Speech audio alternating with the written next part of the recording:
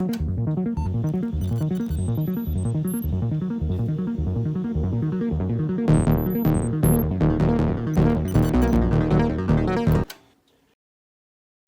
the 1980s, the social contract broke down. Corporate interests became unbelievably powerful and influential. They owned the politicians, they owned the military, and soon they owned everything. Technological advances blurred the line between organic and synthetic, humanity and machinery. And unparalleled income inequality meant that this shining new future was out of reach for the starving masses. As things got worse and the divide between rich and poor widened, the cities transformed into shining citadels of wealth and promise, surrounded by the violent combat zones and sprawling slums of the disenfranchised. Travel between cities became just as dangerous and divided. Agricorps devoured the last family-owned farms and protected them with hired goons, and hordes of booster gangs rampaged across the highways. But it wasn't all bad. The one bright spot, the only factor that could level the playing field between rich and poor, was technology. Thanks to cloning, cybernetics, and neural interfaces, people could change themselves and interact with computers like never before. Kidney failure? Just buy a new one. Don't like your eyes? Have them upgraded. A virtual world grew alongside the physical one, and netrunners jacked into a fantastic reality where thoughts moved faster than bullets, and creativity was limited only by your own mind. It was the golden age of cyberpunk. Still dangerous, still divided, but full of possibilities humanity had never even imagined. And the movers and shakers in this world, the ones who kept the corporations up at night, were the edge runners, cyberpunks. Rebels who used cybernetics, firepower, pure cunning, and raw style to keep the corpos on their toes. Thanks to them, the people at the bottom were able to keep a few things for themselves. But that was before the war. Like the first and second corporate wars, the fourth corporate war started with conflicting business interests. But unlike those wars, this one ended in nuclear fire.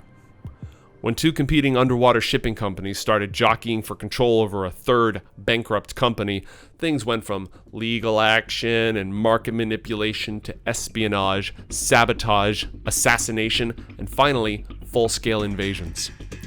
Things escalated until the big dogs got involved. Militech and Arasaka, the biggest private security corporations in the world. Armed with tanks, missiles, soldiers, and high-tech arsenals, they'd been itching for a fight with each other for years, and when the chance finally came, they unleashed all-out carnage on each other. In all this chaos, things escalated quickly.